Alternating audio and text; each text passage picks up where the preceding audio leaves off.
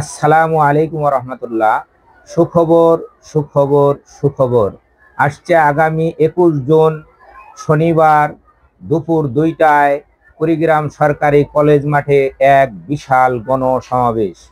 উক্ত গণসমাবেশে প্রধান অতিথি হিসাবে উপস্থিত থাকবেন ইসলামী আন্দোলন বাংলাদেশের মোহতারাম সিনিয়র নায়েবে আমির মুফতি সৈয়দ মোহাম্মদ ফয়জুল করিম শায়েখে চরমনাই। উক্ত গণসমাবেশে কুড়িগ্রাম জেলার সর্বসাধারণকে জিকিরের সাথে দলে দলে যোগদান করে সমাবেশকে সাফল্যমণ্ডিত করার জন্য অনুরোধ করছি।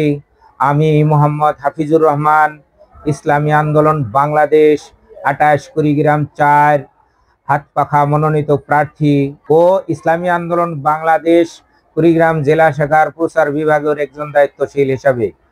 পরিশেষে সর্বসাধারণের কাছে দোয়া চাচ্ছি, মহান আল্লাহ তাআলা যেন আমাদের সম্মানিত প্রধান অতিথিকে 21 জুন শনিবার উক্ত গণসমাবেশে উপস্থিত রেখে আমাদের মূল্যবান নসিহত পেশ করার তৌফিক দেন। সকলকে ধন্যবাদ।